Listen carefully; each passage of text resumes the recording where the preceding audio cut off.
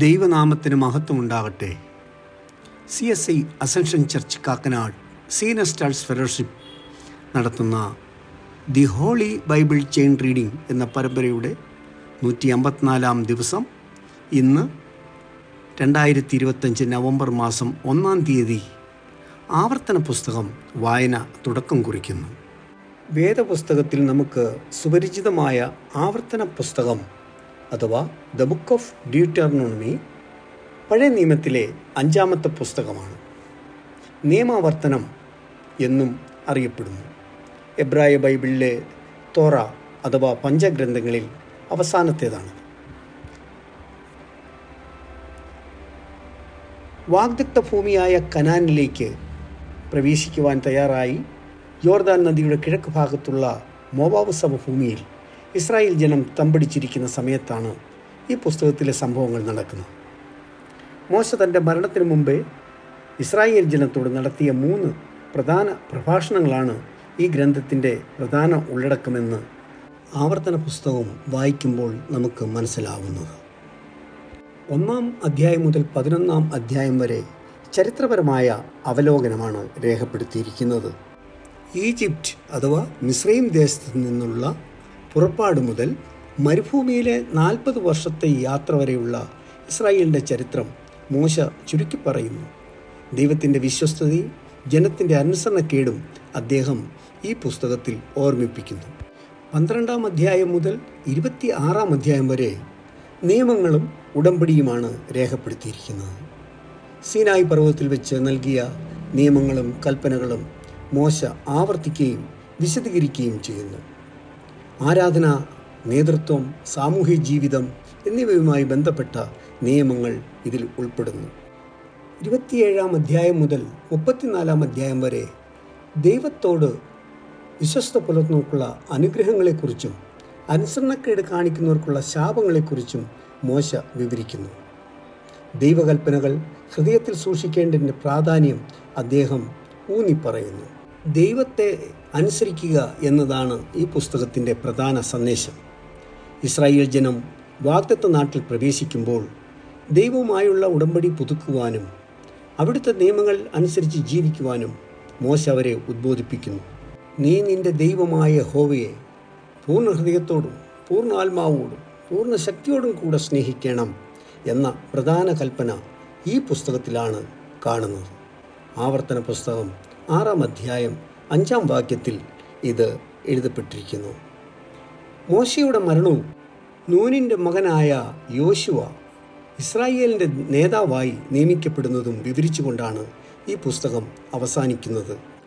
ആവർത്തന പുസ്തകത്തിൻ്റെ വായന തുടക്കമായി 1-ാം അധ്യായം വായിക്കുന്ന mister Thomas MA and Mrs Sumol Thomas എന്നിവരെയും തുടർന്നുള്ള വായനക്കാരായിട്ടുള്ളവരെയും ശ്രോതാക്കളായ സഹവിശ്വാസികളെയും സ്വാഗതം ചെയ്യുന്നു. Senior stars secretary James എന്നസ്.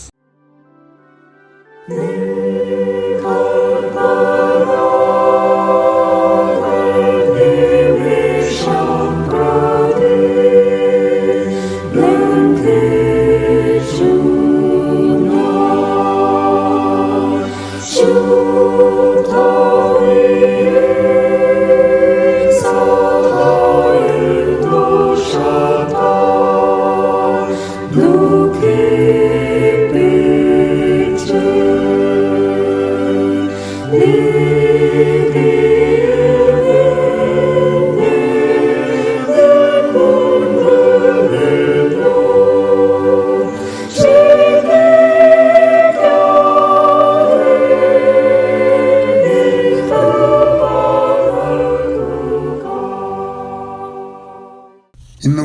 വിശുദ്ധ വേദപുസ്തക ഭാഗം ആവർത്തന പുസ്തകം 1-ാം അധ്യായം 1 മുതൽ 46 വരെയുള്ള വാക്യങ്ങൾ ഞങ്ങൾ കുടുംബമായി വായിക്കുന്നത് കേൾപ്പിൻ.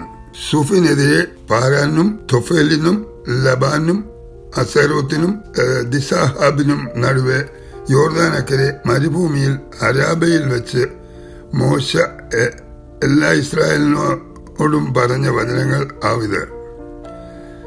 സെയീർ പർവ്വതം വഴിയായി ഹോരേബിൽ നിന്ന് കാദേശ് ബർനേയയിലേക്ക് 11 ദിവസത്തെ വഴിയുണ്ട്. 40-ാം സംവത്സരം 11-ാം മാസം 1-ാം തീയതി മോശ ഇസ്രായേൽ മക്കളോട് യഹോവ അവർക്ക് വേണ്ടി തന്നോട് കൽപ്പിച്ചതുപോലെയൊക്കെയും പറഞ്ഞു. ഹെഷ്ബാനിൽ പാർത്തിരുന്ന അമോര്യ രാജാവായ സിഹോനെയും സ്താരോത്തിൽ പാർത്തിരുന്ന ബശാൻ രാജാവായ ഓഗിനെയും യദ്രയിൽ വെച്ച് സംഹരിച്ച ശേഷം യോർദാൻ അക്കരെ മൊവാബ് ദേശത്ത് വെച്ച് മോശ ഈ ന്യായപ്രമാണം വിവരിച്ചു തുടങ്ങിയത് എങ്ങനെയെന്നാൽ, ഹോരേബിൽ വെച്ച് നമ്മുടെ ദൈവമായ യഹോവ നമ്മോട് കൽപ്പിച്ചത്, നിങ്ങൾ ഈ പർവ്വതത്തിൽ പാർത്തത് മതി. തിരിഞ്ഞ് യാത്ര ചെയ്ത് അമോര്യരുടെ പർവ്വതത്തിലേക്കും അതിന്റെ അയൽപ്രദേശങ്ങളായ അരാബ, മലനാട്, താഴ്വീതി, തെക്കേദേശം, കടൽക്കര എന്നിങ്ങനെയുള്ള കനാന്യ ദേശത്തേക്കും ലെബനോനിലേക്കും ഫ്രാത്ത് എന്ന മഹാനദി വരെയും പോകുവിൻ. ഇതാ ഞാൻ ആ ദേശം നിങ്ങളുടെ മുൻപിൽ വെച്ചിരിക്കുന്നു.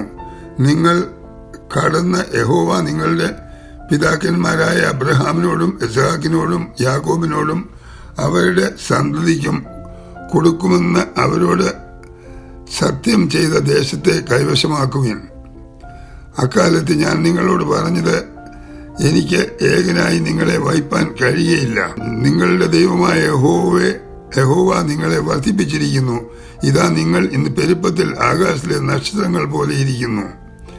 നിങ്ങളുടെ പിതാക്കന്മാരുടെ ദൈവമായ യഹോവ നിങ്ങളെ ഇപ്പോഴുള്ളതിനേക്കാൾ ഇനിയും 1000 ഇരട്ടിയാക്കി താൻ നിങ്ങളോട് അരുളി ചെയ്തതുപോലെ അനുഗ്രഹിക്കുമാറാകട്ടെ. ഞാൻ ഏകനായി നിങ്ങളുടെ ഭാരവും നിങ്ങളുടെ ചുമടും നിങ്ങളുടെ വ്യവഹാരവും വഹിക്കുന്നത് എങ്ങനെ? അതത് ഗോത്രത്തിൽ നിന്ന് ജ്ഞാനവും വിവേകവും പ്രസിദ്ധിയുമുള്ള പുരുഷന്മാരെ തിരഞ്ഞെടുപ്പിൻ. അവരെ ഞാൻ നിങ്ങൾക്ക് തലവന്മാരാക്കും. അത് നിങ്ങൾ എന്നോട് നീ പറഞ്ഞ കാര്യം നല്ലത് എന്ന് ഉത്തരം പറഞ്ഞു. ആകയാൽ ഞാൻ നിങ്ങളുടെ ഗോത്ര തലവന്മാരായി ജ്ഞാനവും പ്രസിദ്ധിയുമുള്ള പുരുഷന്മാരെ 1000 പേർക്ക് അധിപന്മാർ, 100 പേർക്ക് അധിപതിമാർ, 50 പേർക്ക് അധിപതിമാർ, 10 പേർക്ക് അധിപതിമാർ, ഇങ്ങനെ നിങ്ങൾക്ക് തലവന്മാരും ഗോത്രപ്രമാണികളുമായി നിയമിച്ചു. അന്ന് ഞാൻ നിങ്ങളുടെ ന്യായാധിപന്മാരോട് ആജ്ഞാപിച്ചത്, നിങ്ങളുടെ സഹോദരന്മാർക്ക് തമ്മിലുള്ള കാര്യങ്ങളെ കേട്ട് ആർക്കെങ്കിലും സഹോദരനോടോ പരദേശിയോടോ വല്ല കാര്യവും ഉണ്ടായാൽ അത് നീതിയോടെ വിധിപ്പിൻ. ന്യായവിസ്താരത്തിൽ മുഖം നോക്കാതെ ചെറിയവന്റെ കാര്യവും വലിയവന്റെ കാര്യവും ഒരുപോലെ കേൾക്കണം. മനുഷ്യനെ ഭയപ്പെടരുത്. ന്യായവിധി ദൈവത്തിനുള്ളതല്ലോ. നിങ്ങൾക്ക് അധികം പ്രയാസമുള്ള കാര്യം എന്റെ അടുക്കൽ കൊണ്ടുവരുവിൻ, അത് ഞാൻ തീർക്കും. അങ്ങനെ നിങ്ങൾ ചെയ്യേണ്ടുന്ന കാര്യങ്ങളിൽ ഒക്കെയും ഞാൻ അക്കാലത്ത് നിങ്ങളോട് കൽപ്പിച്ചുവല്ലോ. പിന്നെ നമ്മുടെ ദൈവമായ യഹോവ നമ്മോട് കൽപ്പിച്ചതുപോലെ നാം ഹോരേബിൽ നിന്ന് പുറപ്പെട്ട ശേഷം നിങ്ങൾ കണ്ട ഭയങ്കരമായ മഹാമരുഭൂമിയിൽ കൂടി നാം അമോര്യരുടെ മലനാട്ടിലേക്കുള്ള വഴിയായി സഞ്ചരിച്ച് കാദേശ് ബർനേയയിൽ എത്തി. അപ്പോൾ ഞാൻ നിങ്ങളോട്, നമ്മുടെ ദൈവമായ യഹോവ നമുക്ക് തരുന്ന അമോര്യരുടെ മലനാട് വരെ നിങ്ങൾ എത്തിയിരിക്കുന്നുവല്ലോ. ഇതാ നിന്റെ ദൈവമായ യഹോവ ആ ദേശം നിന്റെ മുൻപിൽ വെച്ചിരിക്കുന്നു. നിന്റെ പിതാക്കന്മാരുടെ ദൈവമായ യഹോവ നിന്നോട് അരുളി ചെയ്തതുപോലെ നീ ചെന്ന് അത് കൈവശമാക്കിക്കൊള്ളുക. ഭയപ്പെടരുത്, അധൈര്യപ്പെടുകയും അരുത് എന്ന് പറഞ്ഞു. എന്നാൽ നിങ്ങളെല്ലാവരും അടുത്തു വന്ന് നാം ചില ആളുകളെ മുമ്പ് കൂട്ടി അയക്കുക. അവർ ദേശം ഒറ്റുനോക്കിയിട്ട് നാം ചെല്ലേണ്ടുന്ന വഴിയെയും പോകേണ്ടുന്ന പട്ടണങ്ങളെയും കുറിച്ച് വർത്തമാനം കൊണ്ടുവരട്ടെ എന്ന് പറഞ്ഞു. 23-ാം വാക്യം മുതൽ 46-ാം വാക്യം വരെ. ആ വാക്ക് എനിക്ക് ബോധിച്ചു. ഞാൻ ഓരോ ഗോത്രത്തിൽ നിന്ന് ഓരോ ആൾ വീതം 12 പേരെ നിങ്ങളുടെ കൂട്ടത്തിൽ നിന്ന് തിരഞ്ഞെടുത്തു. അവർ പുറപ്പെട്ട പർവ്വതത്തിൽ കയറി എസ്കോൽ താഴ്വരയോളം ചെന്ന ദേശം ഒറ്റുനോക്കി. ദേശത്തിലെ ഫലവും ചിലത് അവർ കൈവശമാക്കിക്കൊണ്ട് നമ്മുടെ അടുക്കൽ വന്ന് വർത്തമാനമെല്ലാം അറിയിച്ചു. നമ്മുടെ ദൈവമായ യഹോവ നമുക്ക് തരുന്ന ദേശം നല്ലത് എന്ന് പറഞ്ഞു. എന്നാൽ കയറിപ്പോകുവാൻ നിങ്ങൾക്ക് മനസ്സില്ലാതെ നിങ്ങളുടെ ദൈവമായ യഹോവയുടെ കൽപ്പന നിങ്ങൾ മറുത്തു. യഹോവ നമ്മെ പകയ്ക്കാൽ നമ്മെ നശിപ്പിപ്പാൻ തക്കവണ്ണം അമോര്യരുടെ കയ്യിൽ ഏൽപ്പിക്കേണ്ടതിന് മിസ്രയീം ദേശത്തു നിന്ന് കൊണ്ടുവന്നിരിക്കുന്നു. എവിടേക്കാവുന്നു നാം കയറിപ്പോകുന്നത്? ജനങ്ങൾ നമ്മേക്കാൾ വലിയവരും ദീർഘകായന്മാരും പട്ടണങ്ങൾ വലിയവയും ആകാശത്തോളം എത്തുന്ന മതിലുള്ളവയുമാകുന്നു. ഞങ്ങൾ അവിടെ അനാക്യരെയും കണ്ടു എന്ന് പറഞ്ഞ് നമ്മുടെ സഹോദരന്മാർ നമ്മുടെ ഹൃദയം ഉരുക്കിയിരിക്കുന്നു എന്നിങ്ങനെ നിങ്ങൾ നിങ്ങളുടെ കൂടാരങ്ങളിൽ വെച്ച് പിറുവീർത്ത് പറഞ്ഞു. അപ്പോൾ ഞാൻ നിങ്ങളോട്, നിങ്ങൾ ഭ്രമിക്കരുത്, അവരെ ഭയപ്പെടുകയും അരുത്. നിങ്ങളുടെ ദൈവമായ യഹോവ നിങ്ങളുടെ മുമ്പിൽ നടക്കുന്നു. നിങ്ങൾ കാണുക അവൻ മിസ്രയീമിലും മരുഭൂമിയിലും ചെയ്തതുപോലെ ഒക്കെയും നിങ്ങൾക്ക് വേണ്ടി യുദ്ധം ചെയ്യും. ഒരു മനുഷ്യൻ തന്റെ മകനെ വഹിക്കുന്നത് പോലെ നിങ്ങൾ ഈ സ്ഥലത്ത് എത്തുവോളം നടന്ന എല്ലാ വഴിയിലും നിങ്ങളുടെ ദൈവമായ യഹോവ നിങ്ങളെ വഹിച്ചു എന്ന് നിങ്ങൾ കണ്ടുവല്ലോ എന്ന് പറഞ്ഞു. ഇതെല്ലാമായിട്ടും പാളയം ഇറങ്ങേണ്ടതിന് നിങ്ങൾക്ക് സ്ഥലം അന്വേഷിപ്പാനും നിങ്ങൾ പോകേണ്ടുന്ന വഴി നിങ്ങൾക്ക് കാണിച്ചു തരുവാനും രാത്രി അഗ്നിയിലും പകൽ മേഘത്തിലും നിങ്ങൾക്ക് മുമ്പായി നടന്ന നിങ്ങളുടെ ദൈവമായ യഹോവയെ നിങ്ങൾ വിശ്വസിച്ചില്ല. ആകയാൽ യഹോവ നിങ്ങളുടെ വാക്ക് കേട്ട് കോപിച്ചു. ഞാൻ നിങ്ങളുടെ പിതാക്കന്മാർക്ക് കൊടുക്കുമെന്ന് സത്യം ചെയ്തിട്ടുള്ള നല്ല ദേശം ഈ ദുഷ്ടതലമുറയിലെ പുരുഷന്മാർ ആരും കാണുകയില്ല. യെഫുന്നയുടെ മകനായ കാലേബ് മാത്രം അത് കാണുകയും അവൻ യഹോവയെ പൂർണ്ണമായി പറ്റി നിന്നതുകൊണ്ട് അവനും അവന്റെ പുത്രന്മാർക്കും അവൻ ചവിട്ടിയ ദേശം ഞാൻ കൊടുക്കുകയും ചെയ്യുമെന്ന് സത്യം ചെയ്ത് കൽപ്പിച്ചു. യഹോവ നിങ്ങളുടെ നിമിത്തം എന്നോടും കോപിച്ച് കൽപ്പിച്ചത്, നീയും അവിടെ ചെല്ലുകയില്ല. നിന്റെ ശുശ്രൂഷകനായ നൂന്റെ മകൻ യോശുവ അവിടെ ചെല്ലും. അവനെ ധൈര്യപ്പെടുത്തുക. അവനാകുന്നു ഇസ്രായേലിന് അത് കൈവശമാക്കി കൊടുക്കേണ്ടത്. കൊള്ളയാകുമെന്ന് നിങ്ങൾ പറഞ്ഞ നിങ്ങളുടെ കുഞ്ഞുകുട്ടികളും ഇന്ന് ഗുണദോഷങ്ങളെ തിരിച്ചറിയാത്ത നിങ്ങളുടെ മക്കളും അവിടെ ചെല്ലും. അവർക്ക് ഞാനത് കൊടുക്കും. അവർ അത് കൈവശമാക്കും. നിങ്ങൾ തിരിഞ്ഞ ചെങ്കടൽ വഴിയായി മരുഭൂമിയിലേക്ക് യാത്ര ചെയ്യുവിൻ. അതിന് നിങ്ങൾ എന്നോട്, ഞങ്ങൾ യഹോവയോട് പാപം ചെയ്തിരിക്കുന്നു, നമ്മുടെ ദൈവമായ യഹോവ ഞങ്ങളോട് കൽപ്പിച്ചതുപോലെയൊക്കെയും ഞങ്ങൾ പോയി യുദ്ധം ചെയ്യും എന്നുത്തരം പറഞ്ഞു. അങ്ങനെ നിങ്ങൾ ഓരോരുത്തൻ താന്താൻ്റെ യുദ്ധായുധം ധരിച്ച് പർവ്വതത്തിൽ കയറുവാൻ തുനിഞ്ഞു. എന്നാൽ യഹോവ എന്നോട്, നിങ്ങൾ പോകരുത്, യുദ്ധം ചെയ്യരുത്, ഞാൻ നിങ്ങളുടെ ഇടയിലില്ല. ശത്രുക്കളോട് നിങ്ങൾ തോറ്റുപോകും എന്ന് അവരോട് പറയുക എന്ന് കൽപ്പിച്ചു. അങ്ങനെ ഞാൻ നിങ്ങളോട് പറഞ്ഞു. എന്നാൽ നിങ്ങൾ കേൾക്കാതെ യഹോവയുടെ കൽപ്പന മറുത്ത് അഹമ്മദിയോടെ പർവ്വതത്തിൽ കയറി.